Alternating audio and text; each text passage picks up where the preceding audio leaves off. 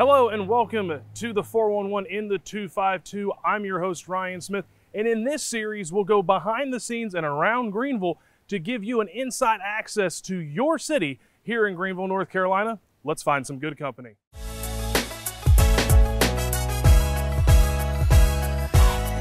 When you envision the perfect pair to go along with your tailgate, you come to an easy conclusion: craft beer and barbecue.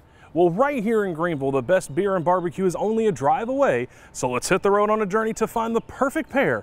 Our first stop is right around the corner at Pitt Street.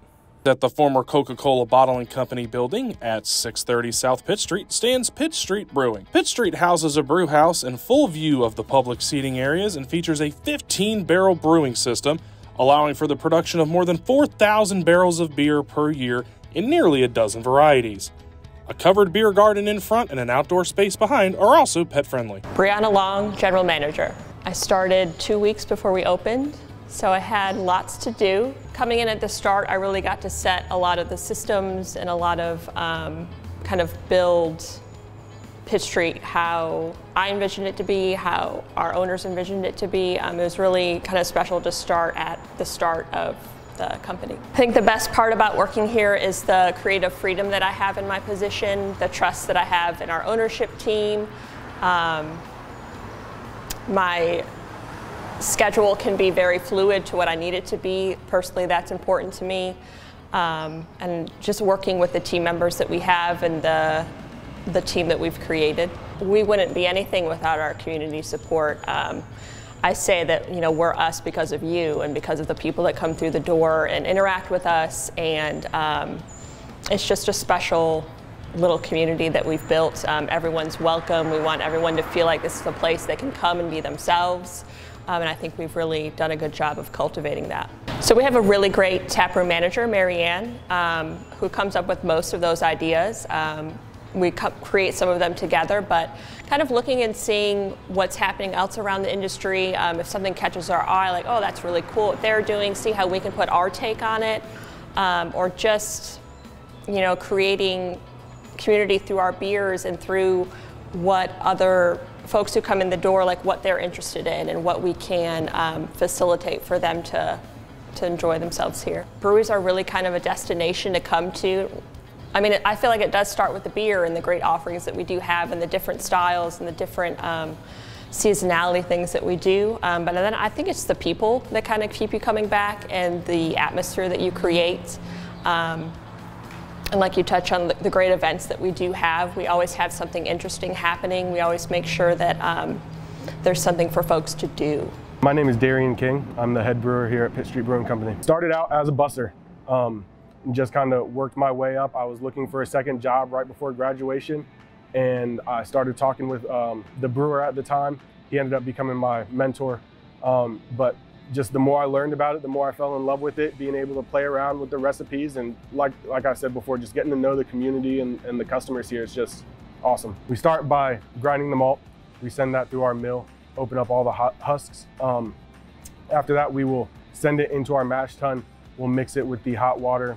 It'll activate the enzymes and begin our conversion to sugars. It'll convert all the starches into sugars. We'll let that rest for about 30 minutes. After that, we will begin to build our protein or our filter bed with the Vorlauf. After the Vorlauf, we'll begin our runoff. That process usually takes about 2 hours. It is the separation of the grain from the wort, so we'll just send the wort to our kettle. After that process, we will boil it for about an hour. Depending on the batch, we will add our hops, any kind of adjuncts that we want for our flavorings, anything like that. And then finally, we will whirlpool to kind of get rid of the protein and all that, hop material, anything that we have in our boil. Then we will send it through the heat exchanger, knock it out, and pitch the yeast in the fermenter. And that's about the process. For ales, those usually take about 3 to 4 weeks, and then our lagers usually take about 5 to 6. And my favorite's definitely stouts. Anything with that big malt forward, chocolate, roasty flavor, absolutely love it. And then on top of that, it's just really fun building those recipes, really challenging, being able to pull those different kind of specialty malts and find those little flavors that just kind of, shine. I love that. I really love sitting down and hearing the customers talk about it. I love being able to be a place that people can come and hang out and just have a good drink and talk to each other. You know, like I love the environment. Like that's by far my favorite part of the job. This year, we started making beer for the Greenville Soccer Club, and going to those events and the soccer games, just being part of that community this first year and helping build that soccer team has just been so fun. The soccer team's doing really well, and I'm really enjoying watching them grow. We wouldn't be here without the community. Even all the way back through COVID, it was our customers that kept us alive by ordering delivery beer and coming to get to-go stuff. I mean, we wouldn't be here without them. Our Latin nights are some of the best nights that you can come and hang out. Our community is everything.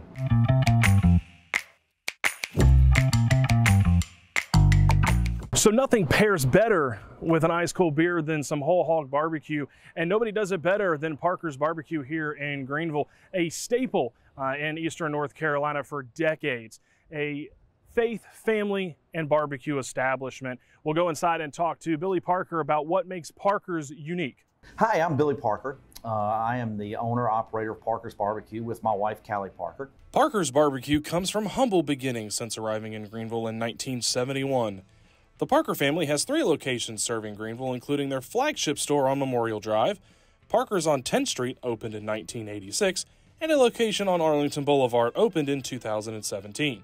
Over 20,000 pounds of barbecue, 10,000 pounds of chicken, and thousands of pounds of slaw, boiled potatoes, and homemade Brunswick stew are prepared weekly at the 3 Greenville locations.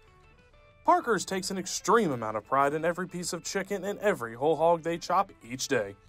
So Parker's Barbecue started as a family business back in the 1940s. My great uncles, Ralph and Graham Parker, who are from Pitt County originally, they farmed in Belvoir. My family's from Belvoir, right here in Pitt County. They worked for a barbecue restaurant that was open at the time called Respice's Brothers Barbecue.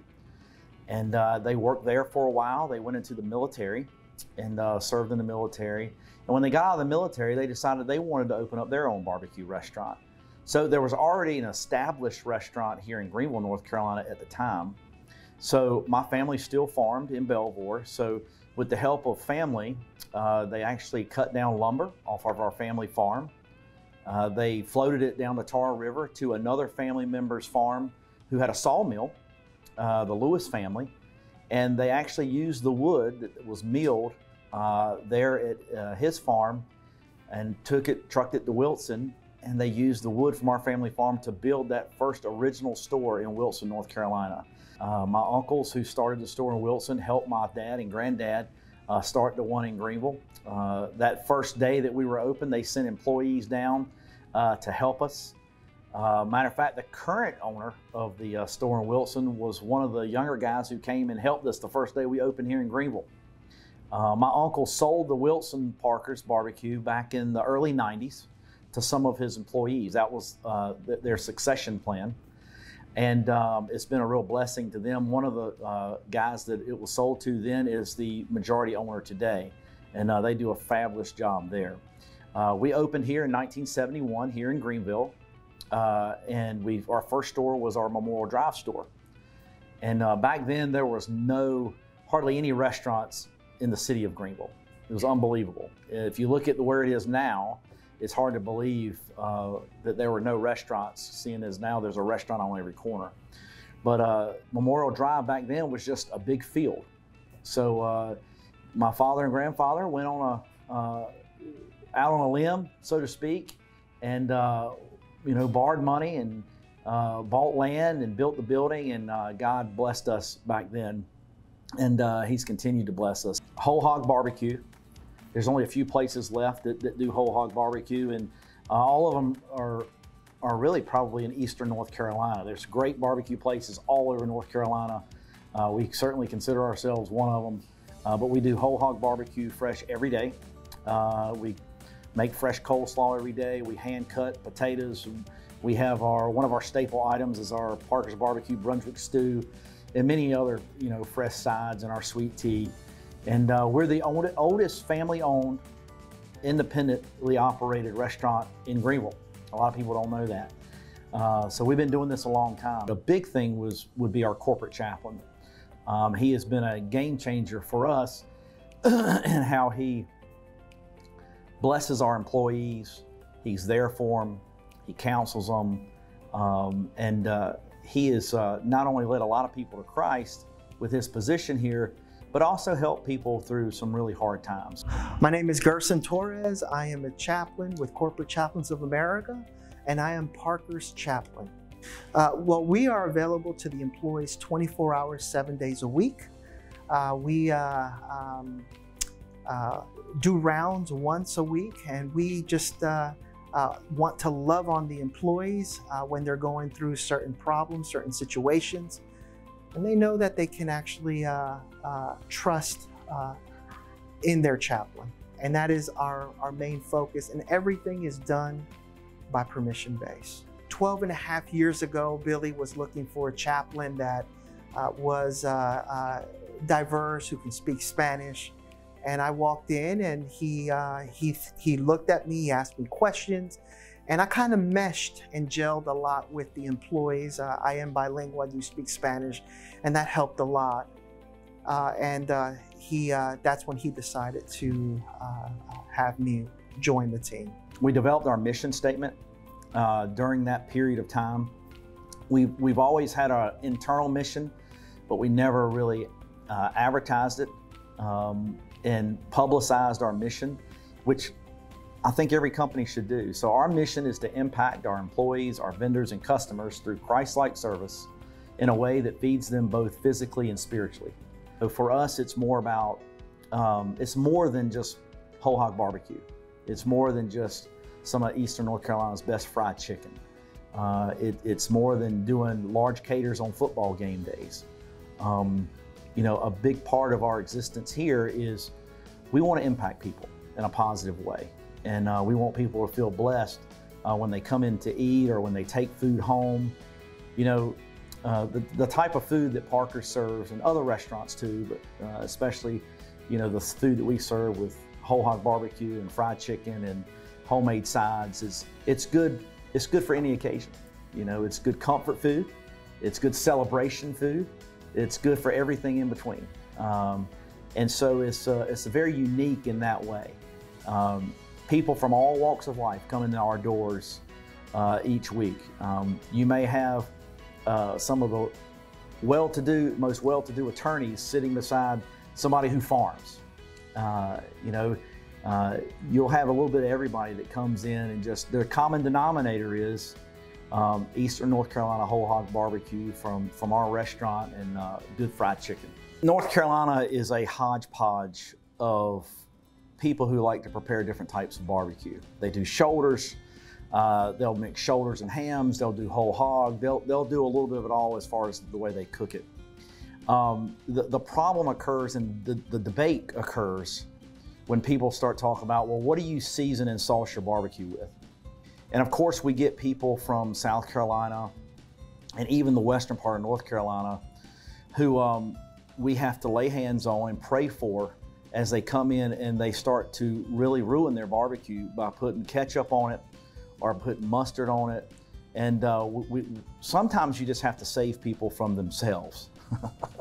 But I'm sure that, you know, when you live in those parts of the state and that's what they're used to, you know, that they enjoy that. But then all of a sudden they come to Eastern North Carolina, to where the vinegar-based whole hog barbecue is, and then they realize there's something better out there for them. You know, they realize that, oh my goodness, this is the best thing I've ever had in my life. And it's almost like they've awakened from a long sleep, and they realize that Eastern North Carolina style vinegar-based barbecue is the best barbecue on the planet. We try to be a pillar in this community in the things that we donate to. We give away a lot of food. And one of the ways that we do that is we kind of leverage a little bit of our ministry with us giving away food. We feed a lot of ball teams throughout the year. Just last week, we fed a couple football teams. And part of doing that, a lot of times, we'll get our corporate chaplain to speak to whatever team or whatever entity that we're donating food to, so we can do a better job of living into our mission. You know, when you're thinking about, you know, whole hog chop barbecue, everybody has opinions. So I get it. For me, if we're talking about what staples complement freshly chopped whole hog vinegar-based barbecue? And granted, I'm kind of drinking from my own water fountain here, but Parker's BBQ's homemade Brunswick stew with hand-shredded chicken meat, fresh vegetables, mixed together in a tomato puree to make our Brunswick stew. That is definitely one of the best sides with whole hog barbecue. One, because you can take one of our corn sticks, which is some of our cornbread, and you can use that as a spoon to dip your stew out. So that is always good. And then our slaw is kind of unique. It's a homemade slaw that's it's got a little bit of vinegar, a little bit of mustard, a little bit of sugar, and it really couples well with our barbecue. And you know, I'd be remiss if I didn't say our potatoes. Nobody does boiled potatoes like Parker's BBQ. They're hand cut, they're boiled with our spices and our seasoning. So to me, to complement our whole hog barbecue would be a little bit of slaw, Brunswick stew, boiled potatoes, a couple hush puppies, and a corn stick. That right there is the closest thing to heaven that somebody could get here on earth.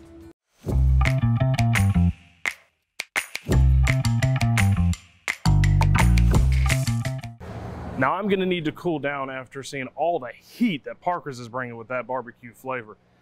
Did you know that Greenville had the first craft brewery start up in 2017?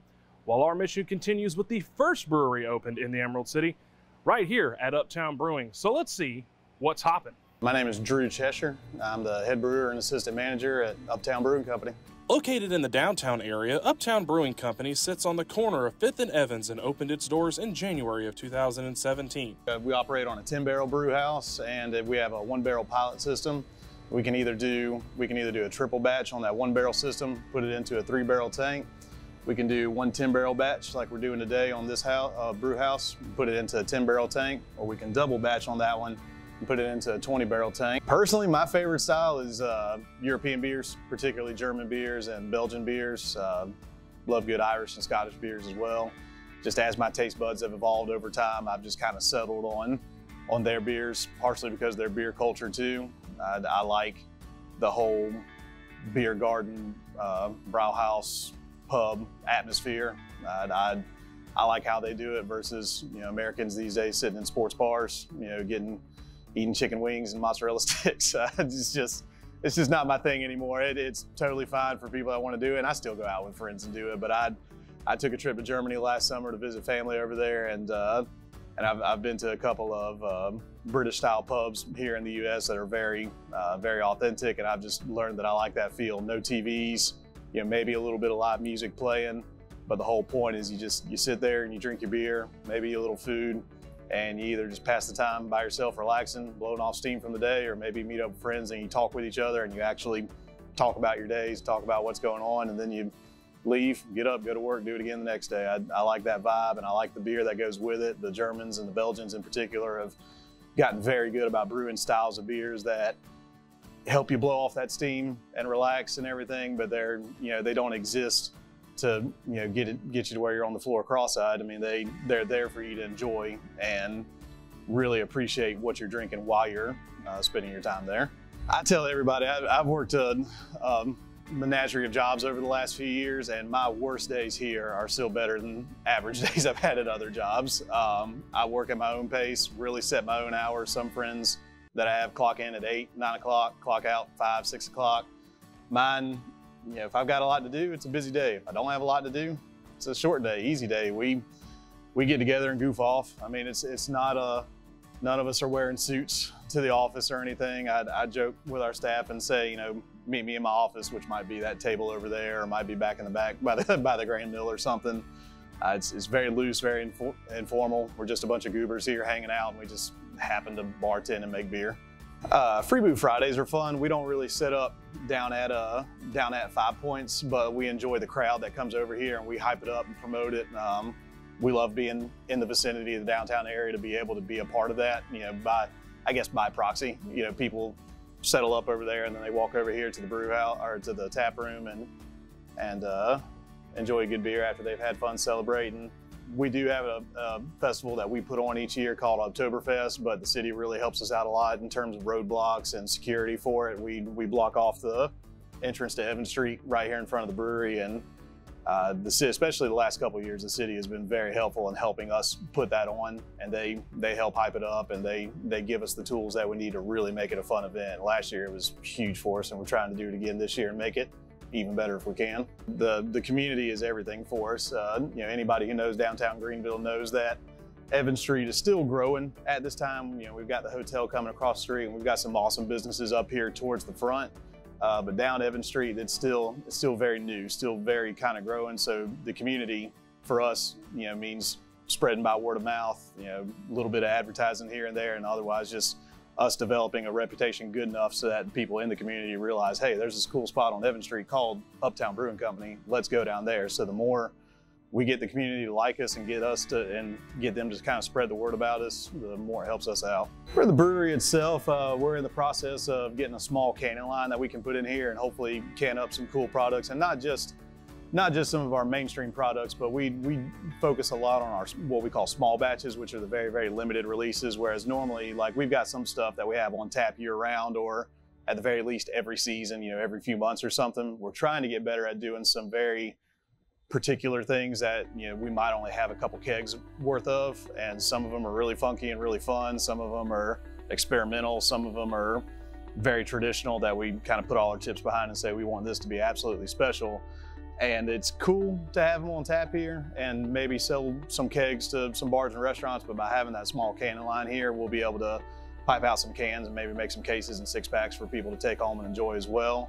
Every year we look at kind of, you know, what can we do to make ourselves better? And so that comes with having more events here, getting some live music, trying to partner up more with local vendors, doing pop-up shops. We've had some good success with that, where we'll let them set up like in a corner, or especially if we know we're already having live music or some sort of event going on, we'll try to encourage some local shops to set up.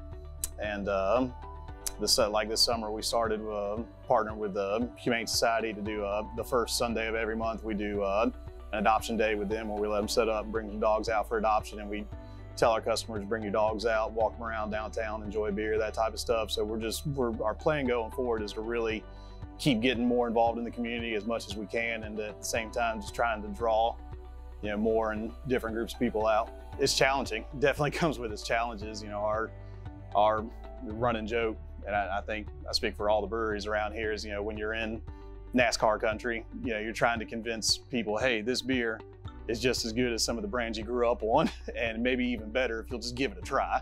And it's challenging to convince them of something like that, but they're warming up to it. And, you know, having a major university here like ECU, and having a local government that's, you know, willing to support and, you know, encourage new businesses and new ideas and stuff like that definitely helps. And like I said, it makes it fun to be a part of that kind of new wave of, not necessarily old versus new, but old and new kind of coming together and coexisting. As one of only 2 craft beer breweries in Greenville, you can't go wrong with some Uptown in your downtown.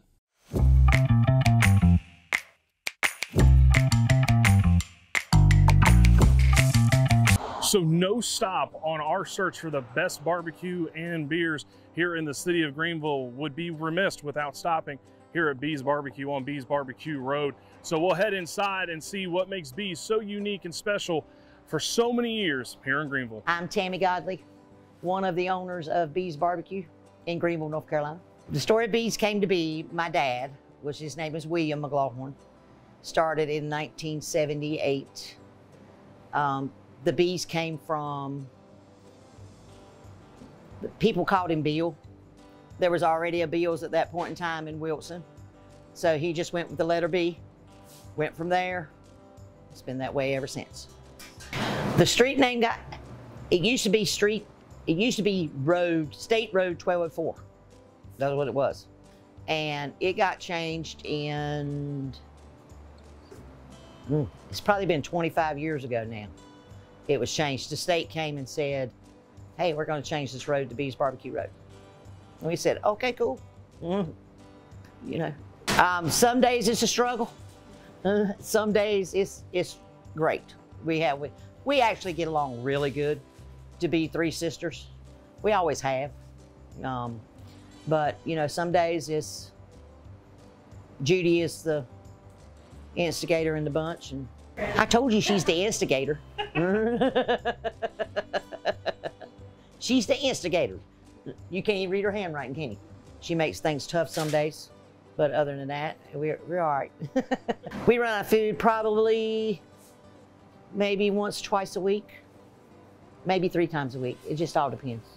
The ball game Saturdays, the holiday weekends, it varies from week to week, but there's at least 2 days out of the week that we run out. It begins at night with the gentleman that puts the hogs on. His name is Ronald, or Time is his nickname. He puts them on at night, usually around 8:30, 9 o'clock. Stays here with them all night till about 5.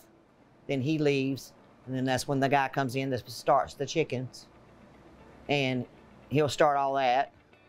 The smoker at Bees uses 12 bags of charcoal per night to smoke those succulent hogs, and the smoker has been there since 1977 when Bees opened, although it has been repaired numerous times. I get here about 6:30. Donna gets here at 6:30. Judy gets here at about 7.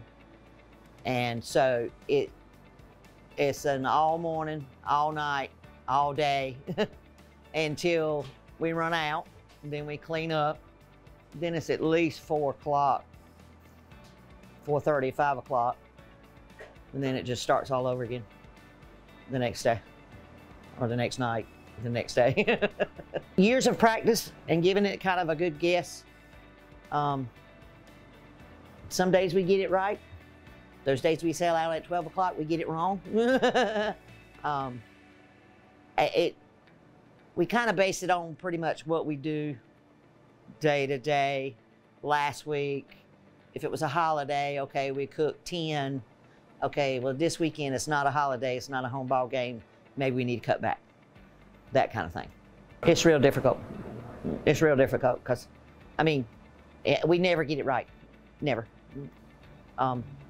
You know, like last Saturday, I mean, we were here till 2 o'clock last Saturday. Even though it was a ball game, it was away, but it was still at App State.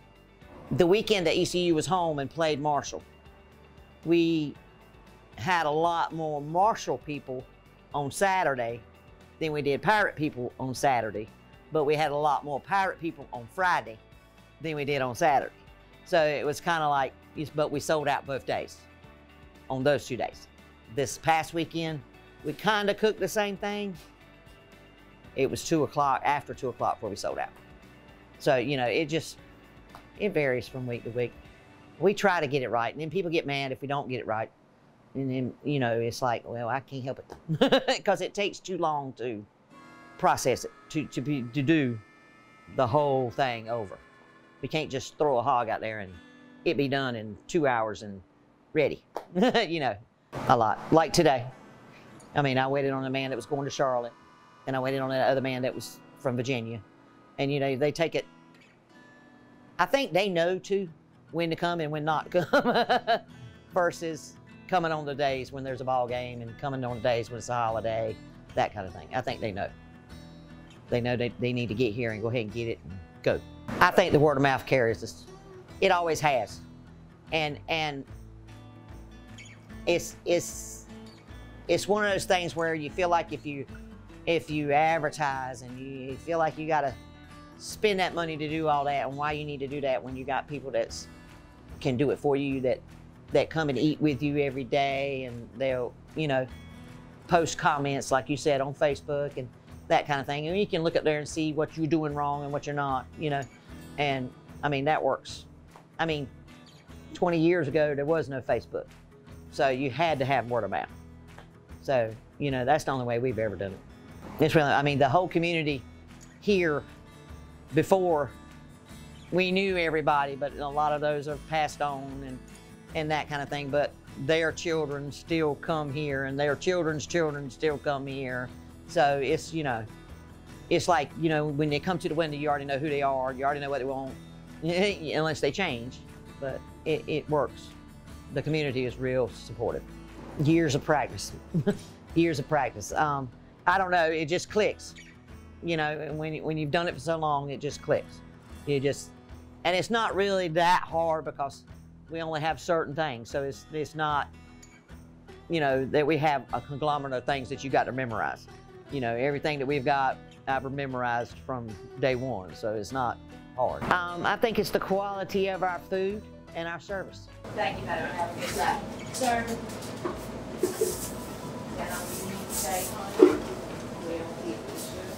Thank you, you have a good day now. Sir. Thank you, sweetheart. Have a good day now. Yes, ma'am. There's not many places you can go and everybody know who you are. And know that you've waited on his granddaddy or his father or his mother or something like that. And I mean, that's all we're about, family, you know. And we try to keep it going. All the rest of the family has kind of done their own thing. Judy's children, all three of hers worked here. Her two sons and her daughter. Both of my sons worked here, but they have gone different places, done different things. So after us, I don't know. I just don't know how long, but you know, we're gonna stay here for the duration as long as we can move and do what we need to do and serve the food we serve and hope people still come. So if you're looking for some of the best Eastern North Carolina barbecue and craft beer, look no further than Greenville, North Carolina. Thanks for watching the 4-on-1 in the 252.